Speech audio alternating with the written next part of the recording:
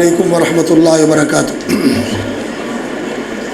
ان الحمد للہ نحمده ونستعینہ ونستغفرہ ونعوذ باللہ من شرور انفسنا وسیئات اعمالنا من یهده اللہ فلا مضل له ومن یضلل فلا هادی له واشهد ان لا الہ الا اللہ وحدہ لا شریک له واشهد ان محمدا عبدہ ورسولہ وبعد۔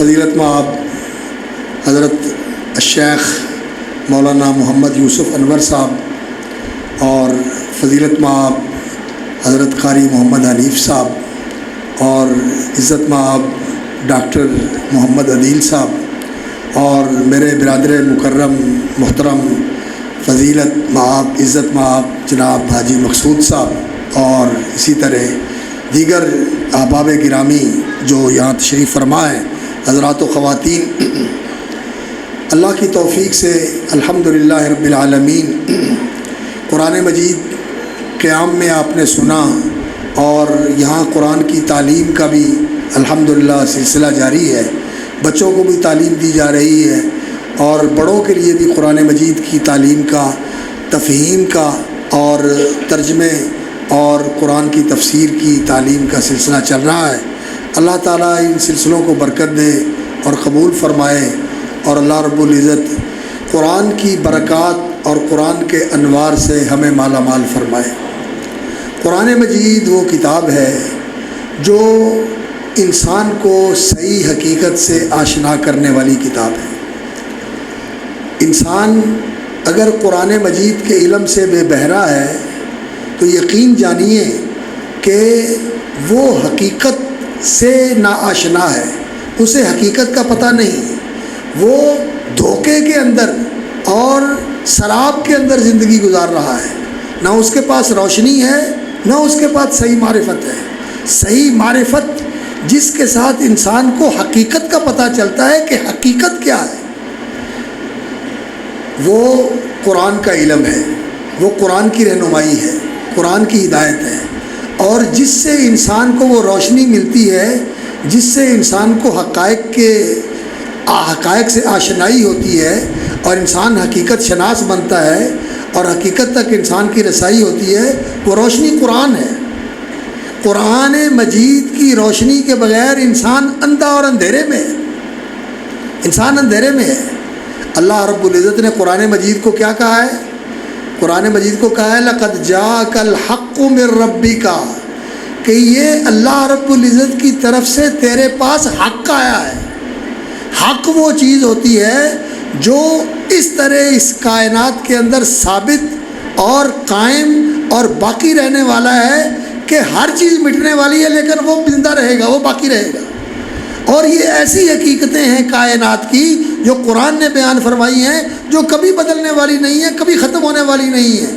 دنیا کے اندر لوگ کسی دور میں لوگ کہتے ہیں کہ جی یہ چیز بڑی اہمیت رکھتی ہے اس لیے یہ کام کرنا چاہیے، یہ چیز بڑی اہمیت رکھتی ہے یہ کام کرنا چاہیے، لیکن بعد میں پتہ چلتا ہے کہ نہیں، یہ چیز تو بیکار تھی، اس پر تو محنت ایسے ہی گئی، اس پر محنت ایسے گئی۔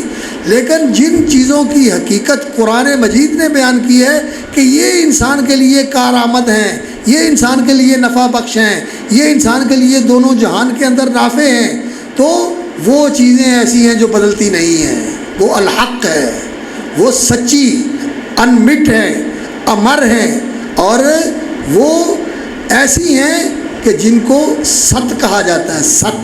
ست کا معنی کیا ہوتا ہے؟ جو چیز سچی، پکی، دائمی، ابدی، کبھی بدلنے والی۔ قرآن مجید نے وہ حقیقتیں بیان فرمائی ہیں۔ الحق من ربک فلا تکونن من الممترین۔ اس حق کے آنے کے بعد آپ کو کسی شک و شبہ میں مبتلا نہیں ہونا چاہیے۔ جو قرآن نے بیان کر دیا وہ حق ہے۔ دنیا کی سائنس غلط ہو سکتی ہے، جیسا کہ ہم نے دیکھا یونان کے فلسفے، یونان کی سائنسی علم آج وہ بچوں کے خواب بن گئے۔ آج نئی سائنس ہے، آج نئی دنیا ہے، اور آج سائنس جو کچھ بتا رہی ہے اور جو کچھ کہہ رہی ہے کہ یہ ایسے ہوگا، یہ ایسے ہوگا، لوگ سمجھتے ہیں کہ یہ حقیقتیں ہیں۔ یہ حقیقتیں نہیں، یہ گمان ہے، یہ مفروضے ہیں، یہ تخیلات ہیں، یہ اندازے ہیں لوگوں کے، اور کل وقت آئے گا کہ یہ اندازے غلط ثابت ہوں گے۔ یہ چیزیں وہ نہیں ہیں کہ جنہیں حقیقت کہا جا سکے۔ حقیقت وہ ہے جو قرآن نے بیان فرمائی ہے، یہ ہے الحق من ربک، جو تیرے رب کی طرف سے آیا ہے۔ کیوں؟ اس لیے کہ اللہ رب العزت نے انزلہ بعلمہ ہی، اللہ رب العزت نے اسے اتارا ہے اپنے علم کے ساتھ۔ یہ اللہ کے علم کا حصہ ہے، یہ اللہ کے علم پہ مشتمل ہے۔ اللہ نے اپنے علم کا کچھ حصہ قرآن میں ہمیں دیا ہے۔ قرآن کی صورت میں اللہ رب العزت کا علم تو بے انتہا ہے، اس کی تو کوئی اتھا نہیں، اس کی تو کوئی انتہا نہیں، اس کا کوئی حد نہیں، اور وہ اتھا ہے، یعنی اس کی گہرائی کو ماپا نہیں جا سکتا۔ کتنا وسیع علم ہے۔ عالم الغیب والشہادہ، ہر کھلی ہوئی چیز کو بھی جاننے والا ہے اور ہر چھپی ہوئی چیز کو بھی جاننے والا ہے، غیبی چیزوں کا بھی جاننے والا ہے اور ظاہر چیزوں کا بھی جاننے والا ہے۔ تو اس کے علم میں سے کچھ حصہ جو ہماری رہنمائی کے لیے ضروری تھا، اللہ رب العزت نے قرآن مجید کی صورت میں نازل فرمایا، انزلہ بعلمہ۔ اور یہ علم من بعد ما جاءک العلم، یہ علم اللہ رب العزت نے قرآن مجید کی شکل میں اتارا ہے۔ یہ سپر علم ہے، سپر سائنس ہے۔ عربی کی زبان کا جو العلم لفظ ہے، انگریزی میں اس کا ترجمہ سائنس کے ذریعے کیا جاتا ہے۔ سائنس کا معنی ہوتا ہے علم، لیکن یہ جو انسان کا علم ہے، تجربے کا علم، مشاہدے کا علم، لیبارٹریوں میں انسان نے تجربے کر کر کے جو علم حاصل کیا ہے، یہ علم انسان کے اندازوں کا علم ہے، یہ انسان کے تخیل و تصور کا علم ہے۔ لیکن جو حقیقی علم ہے وہ سپر سائنس، وہ قرآن کا علم ہے، یہ ہے العلم، سپر علم ہے یہ۔ اس لیے قرآن مجید کا علم جاننے کے لیے انسان کو قرآن کی طرف رجوع کرنا چاہیے، اور دنیا کے جتنے بھی علوم انسان پڑھ لے، جتنے بھی ڈاکٹر کا ڈاکٹریٹ کر لے، اس کے بعد ڈاکٹریٹ کے اوپر بھی جو انسان نے اس کے بعد کے بھی کورسز کر لے، اس کے بعد کی بھی ڈگریاں حاصل کر لے، لیکن اگر قرآن کے علم سے بے بہرا ہے تو وہ جاہل ہے، اسے علم نہیں، وہ جہالت میں زندگی گزار رہا ہے۔ بے شک وہ بہت بڑا فلسفی ہو، بہت بڑا دانشور ہو، وہ یونانی دور کا افلاطون اور ارسطو ہو، یا آج کا وہ فرائڈ اور اللہ اکبر کارل مارکس ہو، یا وہ اور اس طرح کے جو بہت بڑے دانشور ہیں یہ ہو، اگر قرآن کے علم سے بے بہرا ہے تو وہ بے علم اور جاہل ہے، ان کی زندگی جہالت کے اندر گزر رہی ہے۔ اس لیے کہ العلم جو ہے وہ قرآن ہے اور یہ الحق ہے، یہ العلم ہے اور یہ الحق ہے، اور اس کے اندر جو حقیقتیں بیان کی گئی ہیں وہ حقیقتیں ایسی ہیں جو کبھی بدلنے والی نہیں ہیں۔ اس کے اندر جو حقیقتیں بیان کی گئی ہیں یہ کبھی بدلنے والی نہیں ہیں۔ سب سے بڑی حقیقت جو ہے وہ اس کائنات کی کیا ہے جو قرآن نے بیان کی ہے؟ وہ ہے اس کائنات کا پیدا کرنے والا اللہ۔ ذالک بأن اللہ هو الحق، سب سے بڑی حقیقت اس کائنات کی کیا ہے؟ ان اللہ هو الحق، کہ اللہ ہے الحق، وہ ہے ثابت، وہ ہے تو یہ سب کچھ ہے، اور اگر وہ نہ ہو تو کچھ بھی نہ ہو۔ اسی کے بنانے سے سب کچھ ہے، اسی کے پیدا کرنے سے سب کچھ وجود میں آیا ہے، اور اگر وہ نہ ہے اس کو نہ مانے، اور وہ دنیا کتنے بڑے اندھیرے میں ہے اور کتنی بڑی جہالت میں ہے اور کتنی بڑی حماقت میں ہے، جو اس کائنات کو مانتی ہے لیکن اس کے پیدا کرنے والے کو نہیں مانتی، ان سے بڑا جاہل کوئی ہو سکتا ہے؟ اور یہ دنیا کی یونیورسٹیاں اور یہ دنیا کی دانشگاہیں، یہ دنیا کی تعلیم گاہیں جو علم دے رہی ہیں، اس سے لوگوں کو اللہ کی معرفت حاصل نہیں ہوتی، اور جس علم سے اللہ کی معرفت حاصل نہ ہو وہ علم نہیں ہے، وہ علم جہالت ہے، وہ علم جہالت ہے۔ اللہ اکبر۔ اس لیے عالم کون ہے؟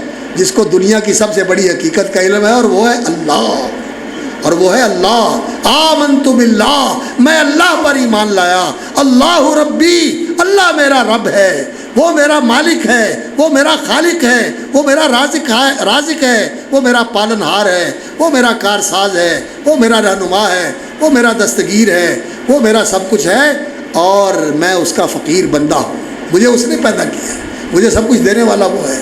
یہ اس کائنات کی سب سے بڑی حقیقت ہے جو قرآن نے بیان فرمائی۔ ذالکم اللہ ربکم فانا تؤفکون، یہ ہے تمہارا رب، تم کہاں بیٹھتے پھرتے ہو، کہاں ٹامک ٹوئیاں مارتے ہو، کہاں ٹھوکریں کھاتے پھرتے ہو؟ سب سے بڑی حقیقت اس کائنات کی کیا ہے؟ اللہ ربنا، ان الذین قالوا ربنا اللہ، جن لوگوں نے یہ کہا کہ اللہ ہمارا پروردگار ہے، انہوں نے اس حقیقت کو پہچان لیا، مان لیا، اور اس حقیقت کو قبول کر لیا، ثم استقاموا، پھر اس کے اوپر پکے ہو گئے، کامیاب۔ سب سے بڑی حقیقت کیا ہے؟ ذالک بأن اللہ هو الحق۔ اور پھر دوسری بڑی حقیقت کیا ہے؟ دوسری بڑی حقیقت یہ ہے کہ انسان کے لیے رہنما وہ ہیں جن کو اللہ نے رہنما اور ہادی بنایا ہے۔ ہادی اور رہنما کون ہے؟ نواز شریف ہے، عمران خان ہے، زرداری ہے، باجوہ ہے یا کوئی اور ہے؟ نہیں، ہادی وہ ہے جس کو اللہ نے ہدایت کی ذمہ داری دی ہے کہ تو نے لوگوں کی ہدایت کرنی، اور وہ ہے محمد الرسول اللہ صلی اللہ علیہ وسلم۔ یاسین والقرآن الحکیم انک لمن المرسلین علی صراط مستقیم۔ اے میرے نبی، اللہ اکبر، انک لمن المرسلین، آپ اللہ کی طرف سے بھیجے ہوئے ہیں، علی صراط مستقیم، صراط مستقیم پر کھڑے لوگوں کو بلا رہے ہیں کہ لوگوں آؤ میرے پیچھے چلو، یہ ہے صراط مستقیم۔ وَإِنَّكَ لَتَهْدِي إِلَىٰ صِرَاطٍ مُسْتَقِيمٍ، آپ لوگوں کی رہنمائی صراط مستقیم کی طرف کرتے ہیں۔ آپ بھی صراط مستقیم پر کھڑے ہیں اور لوگوں کی رہنمائی بھی صراط مستقیم کی طرف کرتے ہیں۔ اور اللہ اکبر، اللہ تعالیٰ نے محمد رسول اللہ صلی اللہ علیہ وسلم کو کیا بنا کے بھیجا ہے؟ ہادی بنا کے بھیجا ہے۔ اِنَّا أَرْسَلْنَاكَ شَاهِدًا وَمُبَشِّرًا وَنَذِيرًا وَدَاعِيًا إِلَى اللَّهِ بِإِذْنِهِ وَسِرَاجًا مُنِيرًا۔ اللہ تعالیٰ نے آپ کو اِنَّا أَرْسَلْنَاكَ شَاهِدًا، حق کی گواہی دینے والا، وَمُبَشِّرًا وَنَذِيرًا، حق کو ماننے والوں کو بشارت دینے والا کہ وہ کامیاب ہیں، اور جو نہیں مانتے وہ ناکامی اور نامرادی کی طرف جا رہے ہیں، ان کی زندگی ناکامی کی زندگی ہے جو حق کو نہیں مانتے۔ وَدَاعِيًا إِلَى اللَّهِ، اور آپ لوگوں کو اللہ کی طرف بلانے والے ہیں، بِإِذْنِهِ، اللہ کے حکم سے لوگوں کو اللہ کی طرف بلانے والے ہیں، وَسِرَاجًا مُنِيرًا، اور آپ کو اللہ رب العزت نے ہدایت کا آفتاب عالم تاب بنا کر بھیجا ہے، سورج بنا کر بھیجا ہے جس کے آنے سے سارے اندھیرے ختم ہو۔ نبی صلی اللہ علیہ وسلم ہادی برحق تھے، ہادی اعظم تھے، آپ صلی اللہ علیہ وسلم نے حق کا راستہ بتایا۔ یہ دوسری بڑی حقیقت ہے جو قرآن نے بیان فرمائی۔ اللہ برحق ہے اور ہادی برحق محمد الرسول اللہ صلی اللہ علیہ وسلم۔ اللہ معبود برحق ہے، محبوب برحق ہے، اور وہ سچا حاکم ہے، اور وہ اس کائنات کا مالک اور فرما روا ہے۔ اور دوسرا حق یہ ہے کہ اس کائنات کے اندر انسانوں کے ہادی اور رہبر محمد الرسول اللہ صلی اللہ علیہ وسلم، ان کے نقش قدم پہ زندگی گزارنی ہے۔ اور تیسری بڑی حقیقت جو ہے وہ یہ کہ یہ دین انسان کی سعادت کا سرچشمہ ہے۔ انسان کی سعادت اس دین میں رکھی ہے اللہ رب العزت نے، اس کی خوش نصیبی، اس کی فلاح، اس کی کامیابی، اس کی عزت و سرفرازی، اس کی دونوں جہان میں سرخروئی اور کامیابی اللہ رب العزت نے دین کے اندر رکھی ہوئی ہے۔ دین کیا ہے؟ یہ اللہ کی رحمتوں کا گہوارہ ہے، یہ اللہ کی رحمتوں کا سرچشمہ ہے، یہ اللہ کی برکتوں کا ذریعہ ہے، یہ اللہ رب العزت کی نوازشوں کا حصول کا ایسا ذریعہ ہے یقینی، جس میں انسان کی دنیا بھی ٹھیک ہو جاتی ہے، انسان کا دین بھی سنور جاتا ہے، اور سب سے بڑی جو انسان کی زندگی، اصل زندگی ہے آخرت کی زندگی، وہ بھی اس سے سنور جاتی ہے۔ دین ہے جو انسان کی سعادت کا سرچشمہ ہے۔ انسان کی سعادت کا سرچشمہ کیا ہے؟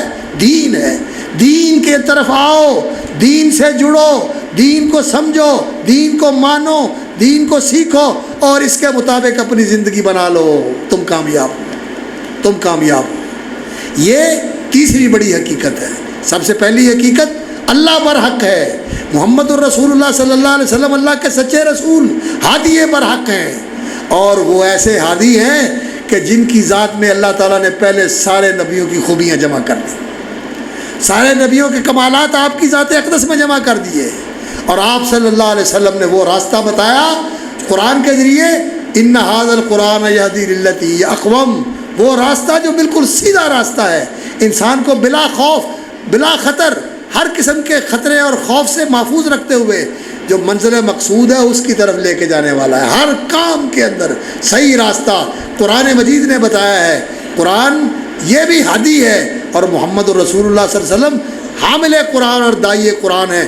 قرآن ہاتھ میں لے کر قرآن کے مطابق لوگوں کی رہنمائی کرنے والے ہیں، اور صرف قرآن ہاتھ میں لے کر ہی نہیں رہنمائی کرنے والے، بلکہ نبی صلی اللہ علیہ وسلم وہ ہادی برحق ہے کہ آپ کی زندگی پوری قرآن تھا۔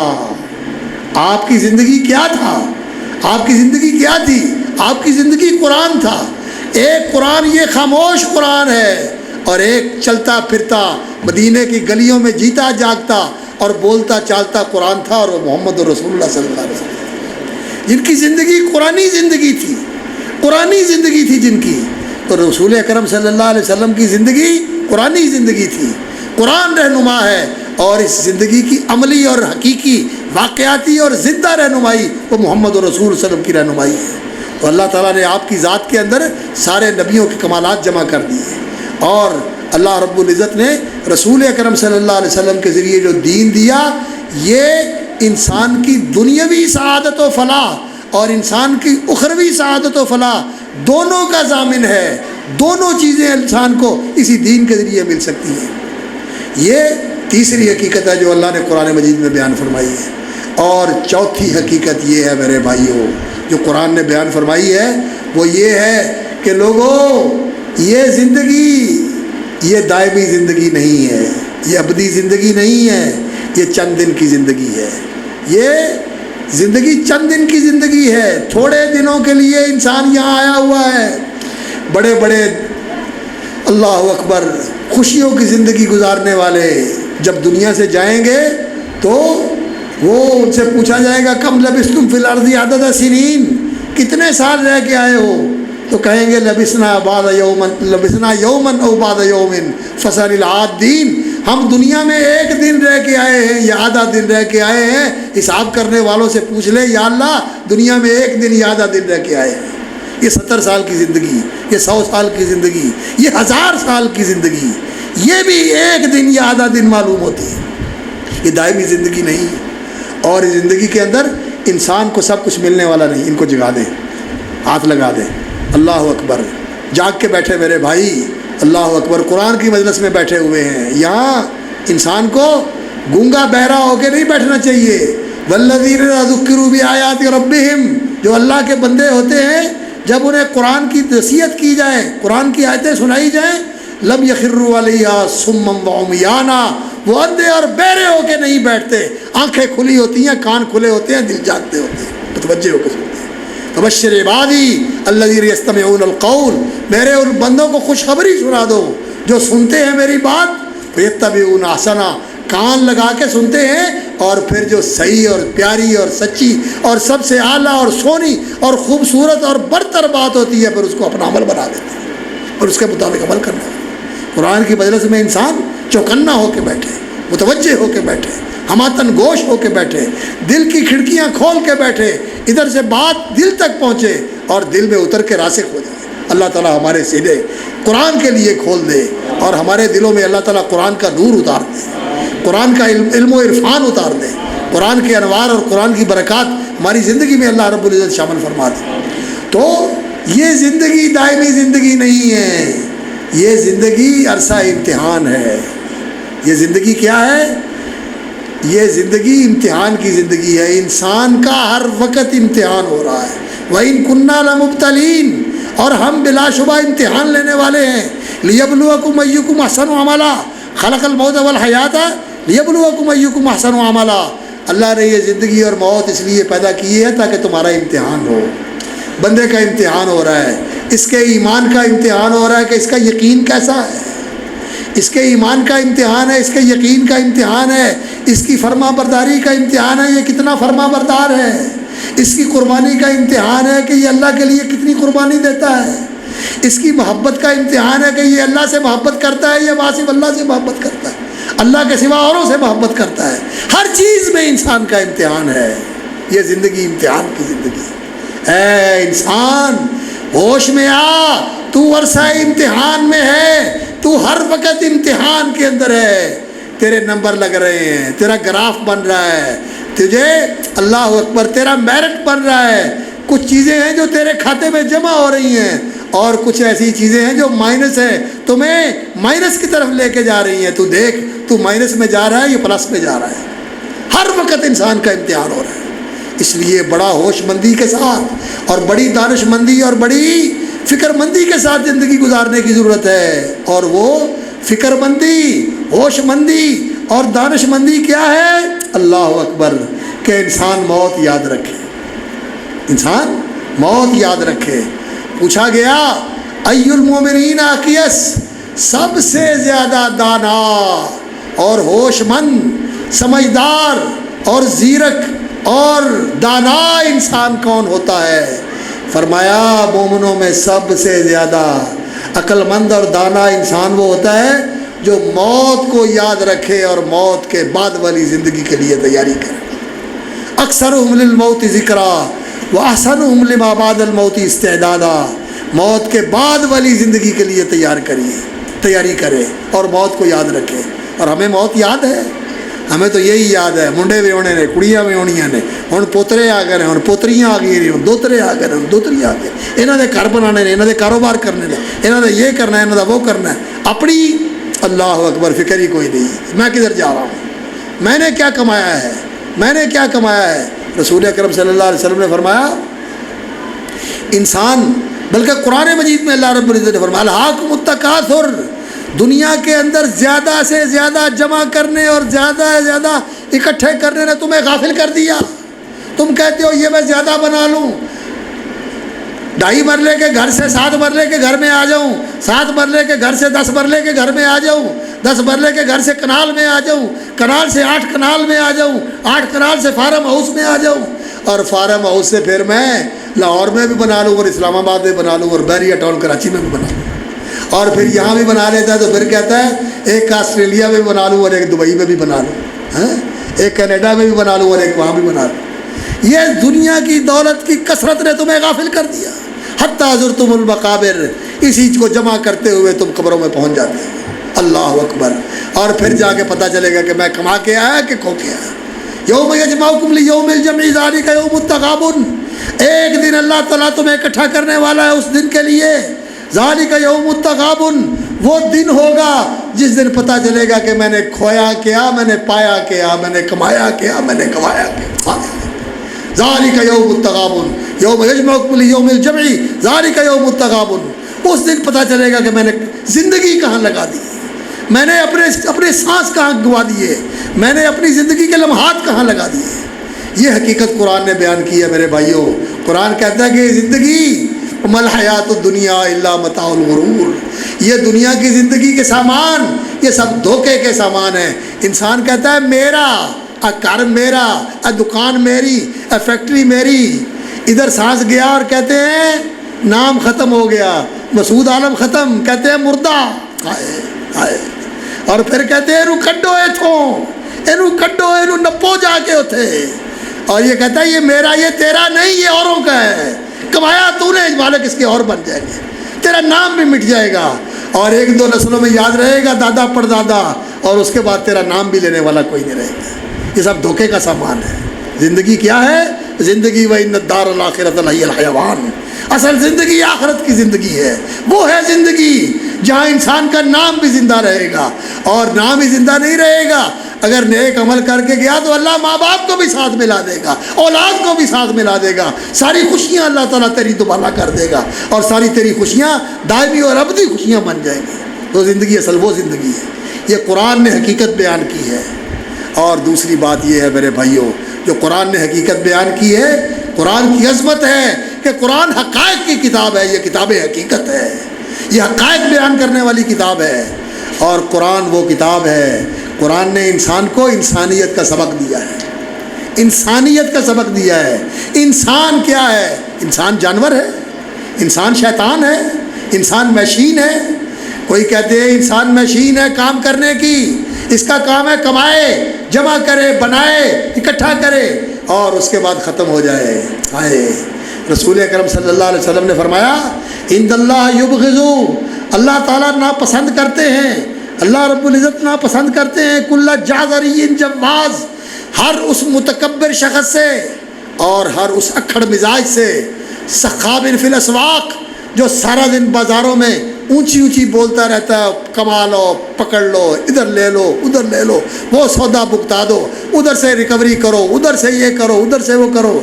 جیفۃ باللیل حمار بالنہار، رات کو مردار بن کے پڑا ہوتا ہے اور دن کو گدھا بن کے جتا ہوا ہوتا ہے۔ عالم بالدنیا، دنیا کا بڑا سیانہ اور زیرک، لیکن آخرت کا اسے کچھ پتہ نہیں۔ یہ جانور کی زندگی ہے، یہ مشینی زندگی، یہ کاروباری زندگی، دین سے دور، دین سے بے خبر، آخرت کی کوئی فکر نہیں، مرنے کی کوئی فکر نہیں، قبر کی کوئی فکر نہیں، یہ مشینی زندگی۔ آج 24 گھنٹے لوگ کام کرتے ہیں، 36 گھنٹے کام کرتے ہیں، 48 گھنٹے کام کرتے ہیں، اور پھر 24 گھنٹے آرام کرتے ہیں۔ 7 دن کام کرتے ہیں، 6 دن کام کرتے ہیں، 5 دن کام کرتے ہیں، اور 2 دن گدھوں کی طرح زندگی گزارتے ہیں۔ میرے بھائی، انسان مشین نہیں ہے، انسان اللہ کا بندہ ہے، انسان اللہ کا فرما بردار ہے، انسان اللہ کا غلام ہے۔ اسے اللہ کی فرما برداری میں، اللہ کی غلامی میں زندگی گزارنی ہے۔ یہ حقیقت قرآن نے بیان فرمائی۔ یہ کتاب انسانیت ہے، یہ انسان کو انسان بنانے والی کتاب ہے۔ انسان کیا ہے؟ انسان وہ ہے جس کے سر پہ اللہ نے کرامت کا تاج رکھا ہے، کرمنا بنی آدم۔ انسان وہ ہے جس کو اللہ نے احسن تقویم کا پیکر بنایا ہے۔ انسان وہ ہے جس کو اللہ رب العزت نے اس زمین کی خلافت کا منصب سونپا ہے، اور انسان وہ ہے جسے اللہ نے اپنی محبت کے لیے پیدا کیا ہے۔ اور میرے بندے، تجھے میں نے اس لیے بنایا ہے کہ تو میرے ساتھ محبت کر، اور میرے ساتھ محبت کر، تو محبت کرے اتنی سی، اور میں تیرے ساتھ کروں اتنی سی، تجھ سے بڑھ کر تو میری طرف کھڑا ہو کے ایک قدم آگے بڑھے۔ من تقرب الیہ شبرن، قدم بھی نہیں، ایک بالشت آگے بڑھے۔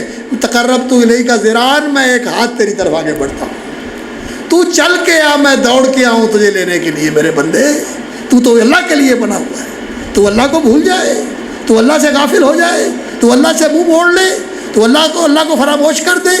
یہ تیری زندگی ہے، یہ ناکام زندگی ہے، یہ منحوس زندگی ہے، یہ کھوٹی اور جھوٹی زندگی ہے، جس زندگی میں اللہ نہیں ہے، اللہ سے محبت نہیں ہے، اللہ سے تعلق نہیں ہے، اللہ کی بندگی نہیں ہے، اللہ کے ساتھ انسان کا رشتہ ہی نہیں ہے، بندگی کا، پیار کا، محبت کا، وفاداری کا، شکر گزاری کا، غلامی کا، اور اللہ رب العزت کے اوپر راضی رہنے کا۔ جس زندگی کے اندر یہ چیزیں نہیں ہیں وہ خالی زندگی ہے۔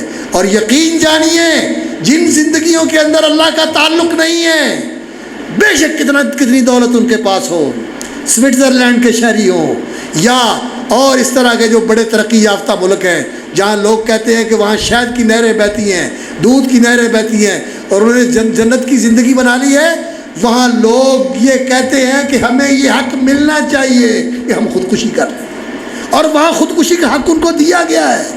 جاتے ہیں کہ اس زندگی کو ہم ختم کرنا چاہتے ہیں، یہ زندگی ہمارے لیے عذاب بنی ہوئی ہے، ہمیں زہر کا ٹیکہ لگا دے، ہمیں کرنٹ والی کرسی کے اوپر بٹھا کے ہماری جان ختم کر دے۔ زندگی عذاب بن جاتی ہے ان کے لیے۔ زندگی کے اندر راحت آتی ہے اللہ کی محبت سے، اللہ کی معرفت سے، اور زندگی اس کے ساتھ مقصد ہو انسان کی زندگی کا کہ میں نے با مقصد زندگی گزارنی ہے۔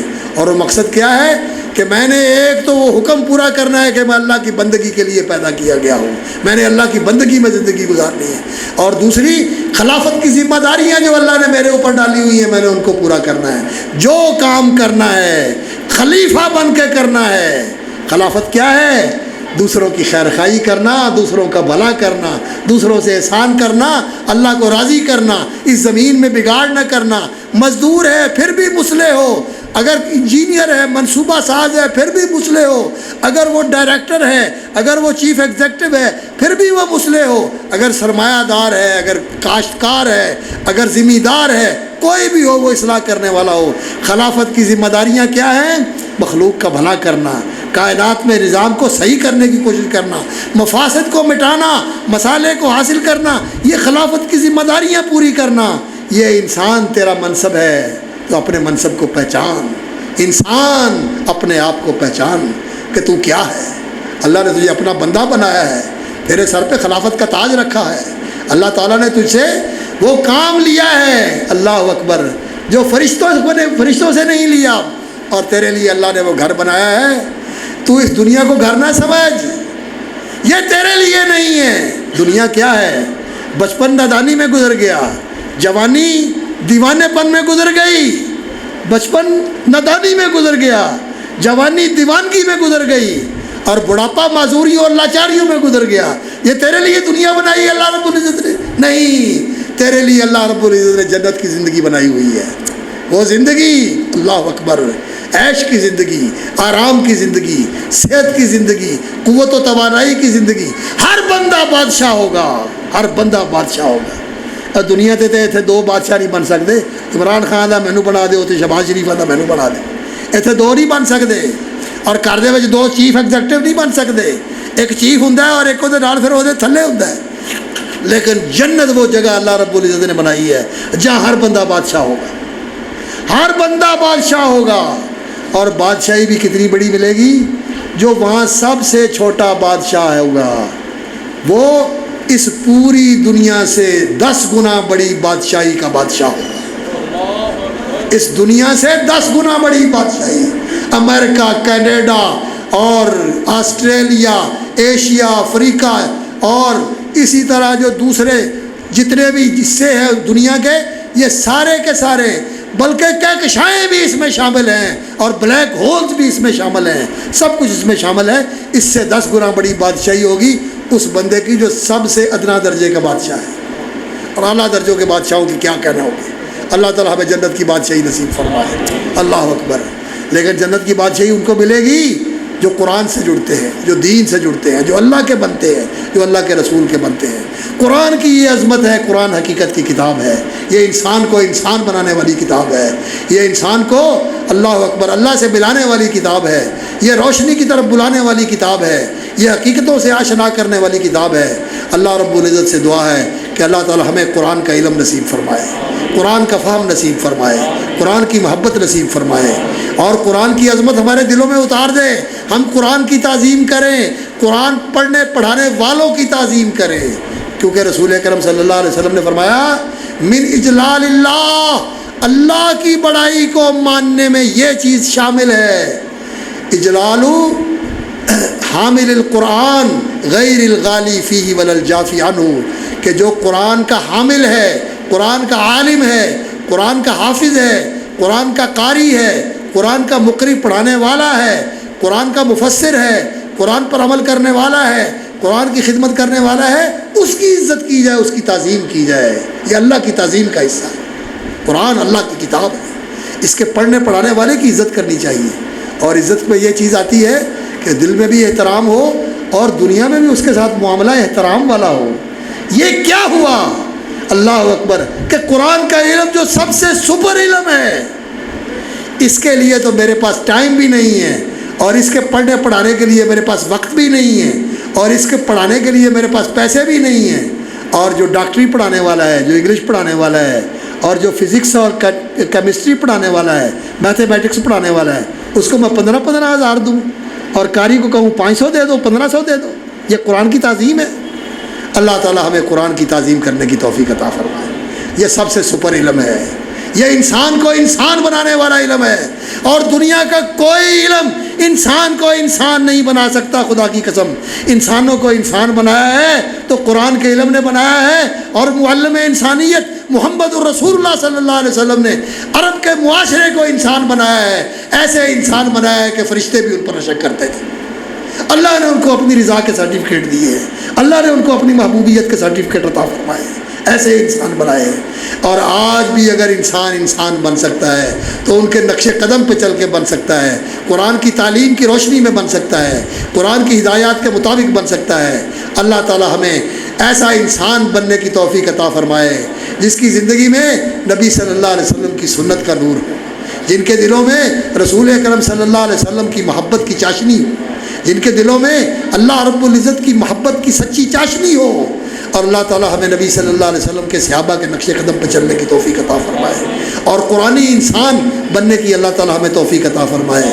اور میری دعا ہے کہ اللہ تعالی اس مسجد یعقوب کو، جو اس کے بزرگ تھے حاجی یعقوب صاحب، اللہ تعالیٰ ان کی قبر منور فرمائے، اور ان کی اہلیہ محترفہ ہماری اماں جان، اللہ تعالیٰ ان کی قبر بھی منور فرمائے، اور ان کے صاحبزادگان حاجی اسحاق صاحب اللہ کے پاس چلے گئے، ہمارے بھائی تھے، اللہ ان کی قبر منور فرمائے، حاجی مقصود صاحب اور اسی طرح دوسرے حاجی نثار صاحب اور حاجی محمود صاحب اور ان کی ساری فیملی، ان کے بھائی بہن جتنے بھی ہیں، ڈاکٹر طاہر صاحب، اللہ تعالیٰ سب کو جزائے خیر عطا فرمائے۔ یہ صدقہ جاریہ ہے ان کے بزرگوں کے لیے، ان کی فیملی کے لیے، اللہ اسے قائم رکھے، آباد رکھے، اسے قبول فرمائے، اس کو برکت اور ترقی عطا فرمائے، اسے علم کا، ایمان کا گہوارہ بنائے، توحید و سنت کا مرکز بنائے، امت کی اصلاح کا ایسا عظیم مرکز بنائے جہاں سے لوگوں کو صحیح دین کی روشنی اور رہنمائی ملے اور لوگوں کی زندگی میں صحیح تبدیلی آئے اور لوگ دین کے مطابق اپنی زندگیاں گزارنے والے بنیں۔ اور ہمارے عزیز بیٹے ماشاءاللہ عبید الرحمن صاحب جو یہاں خدمات سر انجام دے رہے ہیں، اسی طرح ان کے رفقا، اللہ ان کے علم و فضل میں، ان کی زندگی میں، ان کی صحت میں اور ان کی توانائیوں اور صلاحیتوں میں برکتیں عطا فرمائے۔ اقول قولی ھذا قلت ما سمعتم اسأل اللہ ان ينفعنا به، اللہ تعالیٰ اس کو ہمارے لیے نافع بنائے، اس میں جو خیر کی بات ہے اللہ تعالیٰ اسے ہمارے لیے اپنی رضا کا ذریعہ بنائے، اور اگر کوئی بات اللہ کو ناپسند ہے تو اللہ تعالیٰ اس کے شر سے مجھے اور آپ کو محفوظ رکھے۔ وآخر دعوانا الحمدللہ رب العالمین۔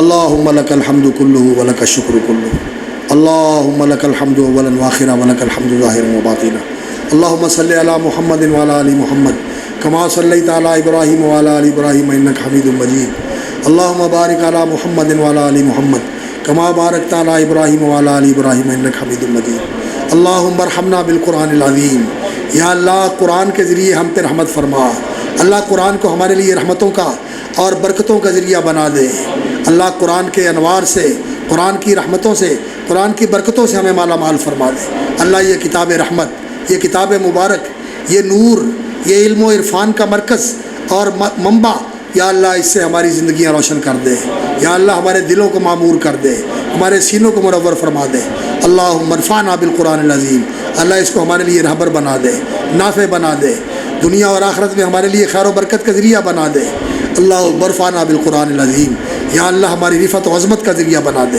یا اللہ اس کو ہمارا امام بنا دے، ہمارا رہبر بنا دے، اور یا اللہ قیامت والے دن ہمارا سفارشی بنانا، تیری بارگاہ میں قرآن ہمارا سفارشی ہو، ہمارے لیے شافعا مشفعا بنا دے، یا اللہ ہمارے لیے رہبر بنا دے، اللہ جو پڑھا گیا، پڑھایا گیا، سنا گیا، سنایا گیا، اللہ سمجھایا گیا، اسے قبول فرما، نافع بنا، یا اللہ ہمارے نامہ اعمال میں درج فرما اور ہمارا میزان حسنات اس سے بھاری فرما دے، اور یا اللہ جو کمی کوتاہی رہ گئی، جو درگزر اس سے درگزر فرما، جو لغزش اور تقصیر ہو گئی اسے معاف فرما، یا اللہ نیکیاں قبول فرما، دعائیں قبول فرما، صدقات قبول فرما، خیرات قبول فرما، التجائیں دعائیں حسنات قبول فرما، اے اللہ ہمارے ماں باپ کی بخشش فرما، ہمارے بہن بھائی جو فوت ہو گئے ان کی بخشش فرما، جو زندہ سلامت ہے عافیت کے ساتھ ان کی زندگی میں برکت فرما، اللہ ہماری اولادوں کو ہمارے لیے آنکھوں کی ٹھنڈک بنا، یا اللہ ان کے کام سنوار دے، ہمارے کام سنوار دے، ہم سب کے کام سنوار دے، دین کے کام سنوار دے، دنیا کے کام سنوار دے،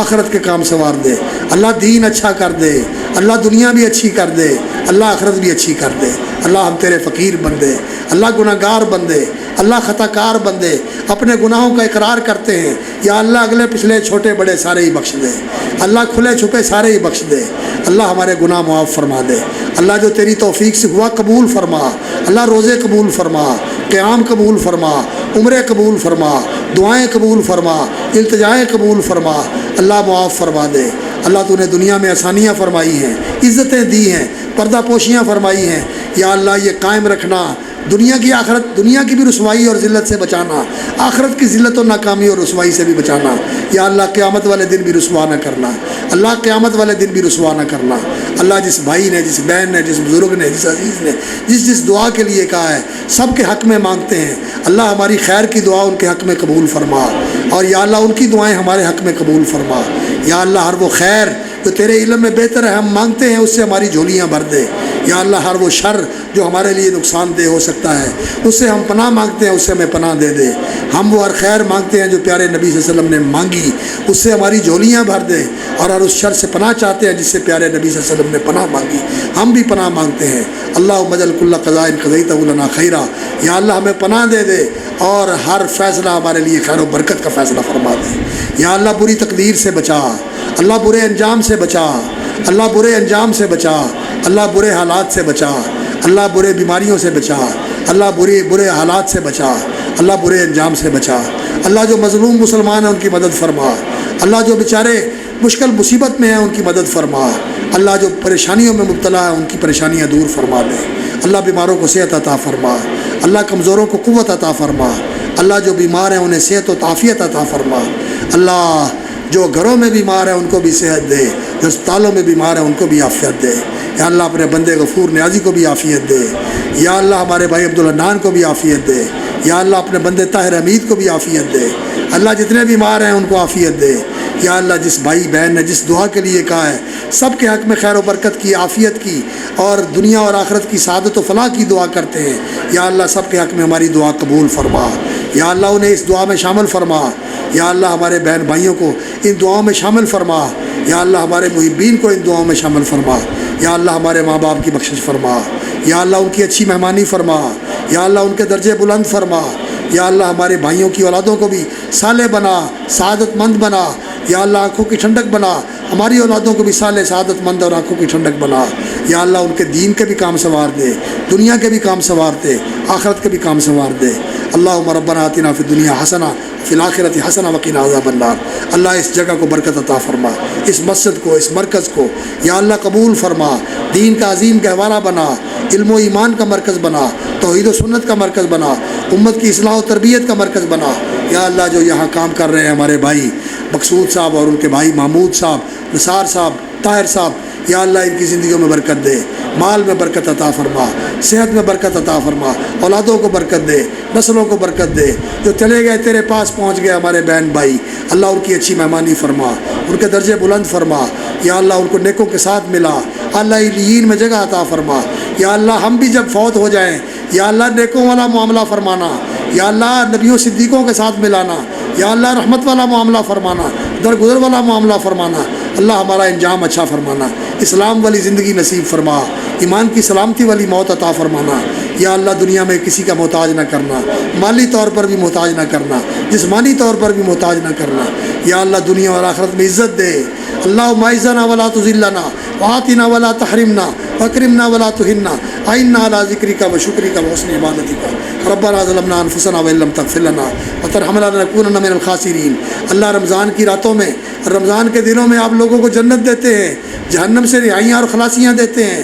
اللہم اعتق رقابنا من النار، اللہم اعتق رقابنا من النار، اللہم اعتق رقابنا من النار، اللہم اجرنا من النار، اللہم اجرنا من النار، اللہم اجرنا من النار۔